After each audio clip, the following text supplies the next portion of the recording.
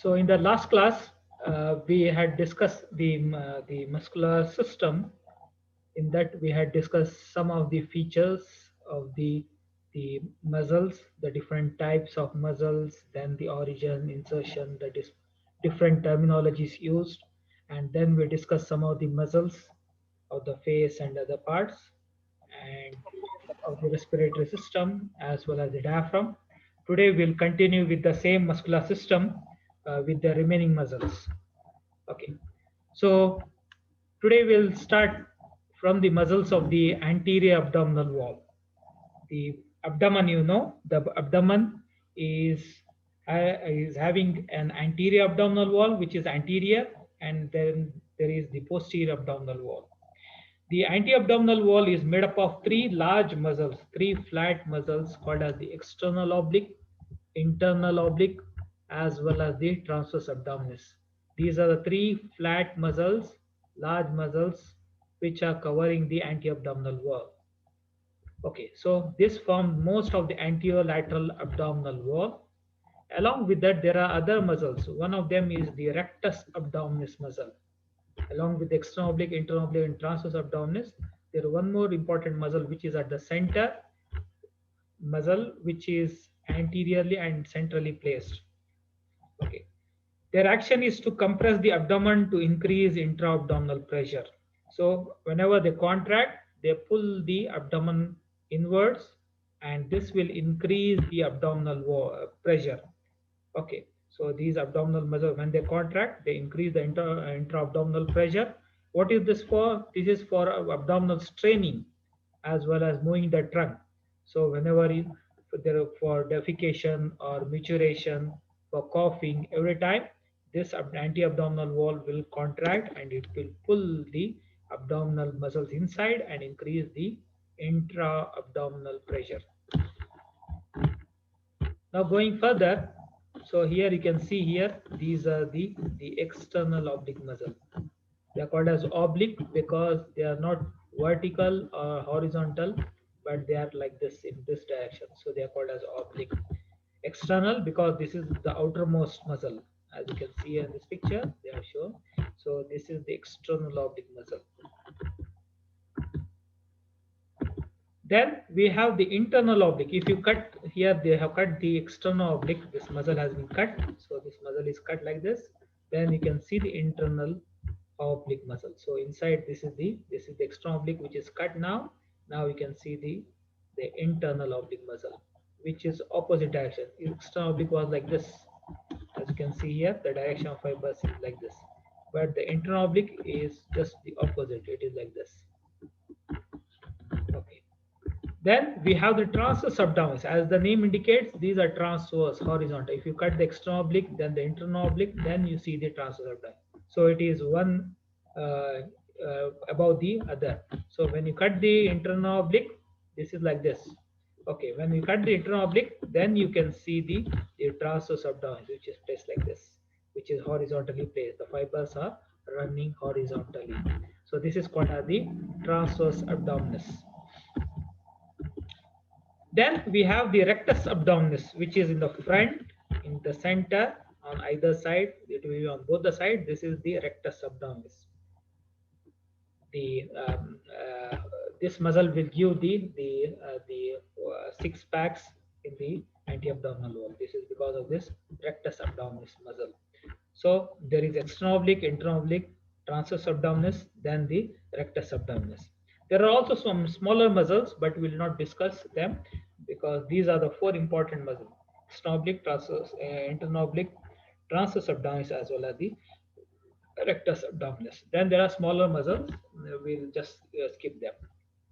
Now we'll go to the groups of shoulder, girdle, and upper limb.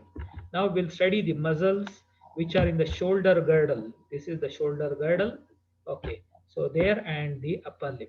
One of the muscles will be the pectoralis major, even though it is in the pectoral region in the chest, but it is mainly acting on the upper limb. So this muscle is one of the muscle of the shoulder girdle. That is the pectoralis major muscle, which is in the front of chest. So the origin of this muscle is from the clavicle, the sternum, as well as the ribs, and the insertion is to this bone called as the humerus. Okay, this is a very important muscle because it will give the flexion and adduction to this upper limb. Okay, this is the humerus bone, so it helps in the flexion in anti-movement as well as adduction. So this is the adduction. This is abduction away from the body, and adduction is towards the body. So this movement is done by the pectoralis major muscle. Very important. Adduction as well as flexion. If you bring it forward, then it is called as flexion. Then we go to the next muscle, a very important muscle called as the deltoid muscle. Deltoid muscle. Okay. So in the shoulder here, there will be one very important muscle which will cover the shoulder girdle. That is called as the deltoid muscle. So it has a large bulk and lies on the lateral aspect of the shoulder, and it covers the shoulder. As you can see here, just beside the shoulder, here will be the muscle. Okay, so that muscle will be called as the shoulder deltoid muscle. I don't have the exact picture to show it, but here it will be present. Deltoid muscle. Okay, it covers the shoulder. The deltoid muscle abducts the arm, means away from the body. So this is the pectoralis major will bring it medial toward the center of body, that is for adduction, away from the body like that. If you lift this upper limb up, then it is called as the abduction. So that action is done by the abducts the arm is done by the deltoid muscle. And this is a very important site for the intramuscular injection. Why it is important? Because usually we give the intramuscular injections in this muscle, because it is a thick, bulky muscle, because it is large, bulky muscle. So it is easy to give the intramuscular injections. Smaller muscles you cannot give. So this is a bulky muscle, so we give the intramuscular injection. This injection should be given in the middle third of the deltoid to avoid damage to the axoner that lies deep to the upper third of the muscle. So if you see here, the upper third, this is the middle third and the lower third of this muscle. Here is the deltoid muscle, you can see partly. So here from shoulder it will cover. So this is the chest, this is the upper limb. So it is not given in the upper one third, nor in the lower one third. It is given in the middle one third. Not in the posterior one third, not in the anterior third. It is in the middle one third.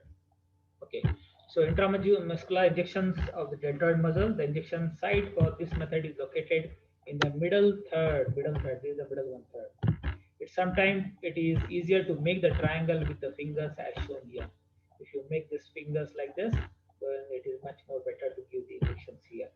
So this is the site where we give intramuscular injections. Then coming to the group of pelvic girdle. Now going to the pelvic girdle below, so that will be called as the pelvic girdle lower limb.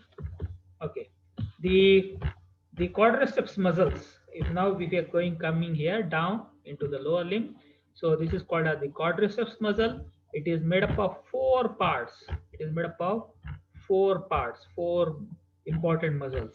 One is the origin of the vastus lateralis, vastus intermedius, as well as the vastus medialis from the proximal femur. If you see here, there are muscles here.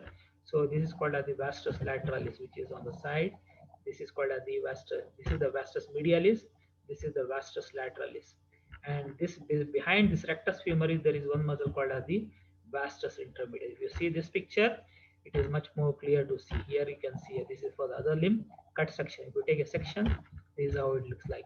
This is the vastus lateralis, and then we have the here we have the vastus medialis, and in between here behind this is the vastus intermedius.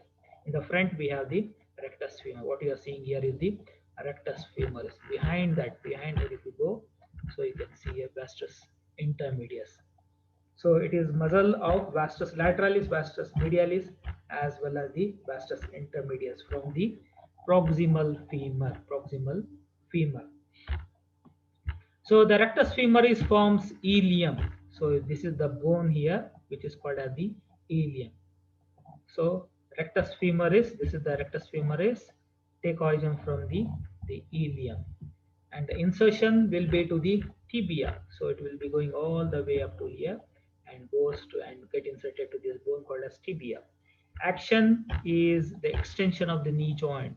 So whenever you walk, when you stand, that is called as the extension of the knee joint. And it also helps in the the rectus femoris, which helps in the flexion. So here we have the rectus femoris, which helps the flexion of the knee joint, extension of the knee joint, and flexion of the hip joint. So flexion of the hip joint and the extension of the knee joint. These are two functions done by this quadriceps muscle, which has four parts because it is called as quadriceps because it has vastus lateralis. This is the vastus lateralis. Then we have the vastus medialis. Then we have the third muscle called as rectus femoris, and behind that is the vastus intermedius. Vastus intermedius.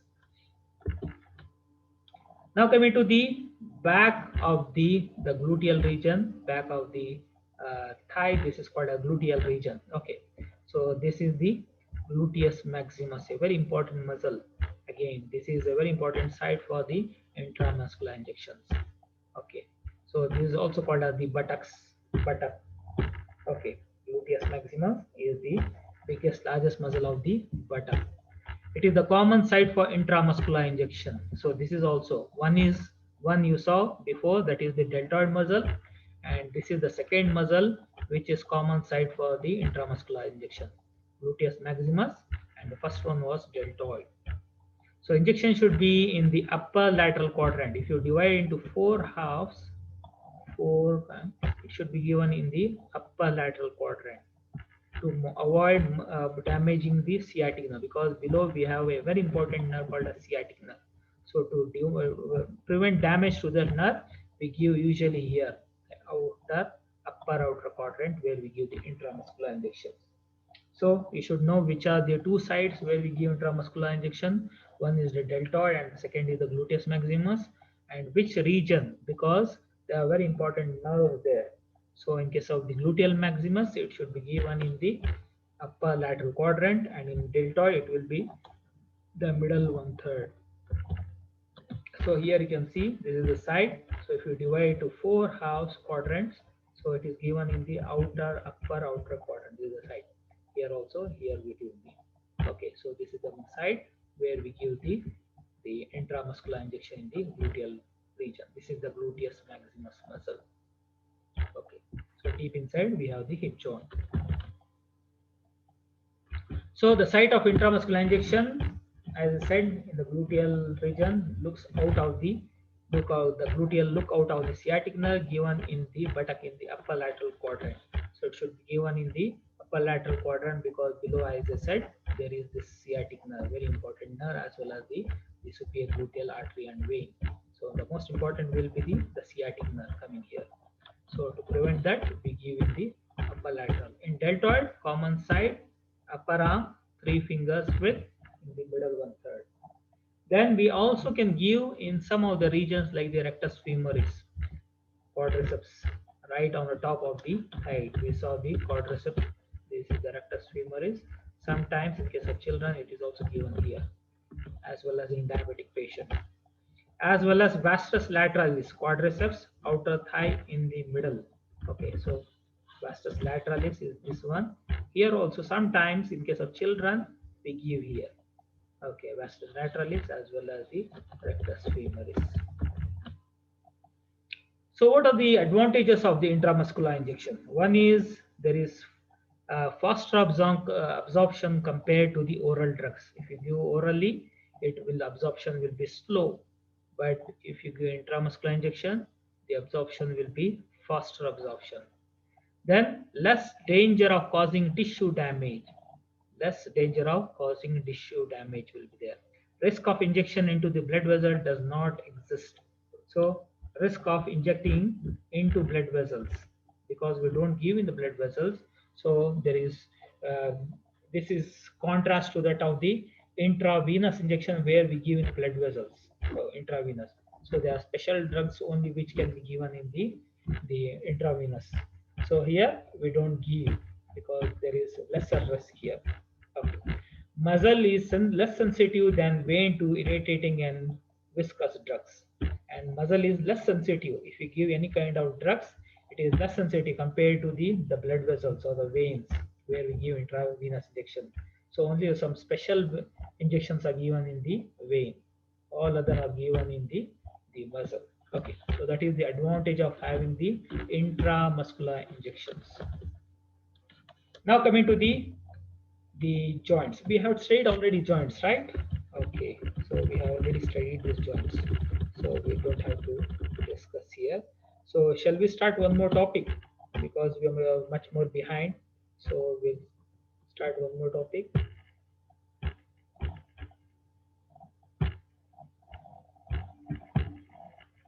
Okay, we'll start the CVS part.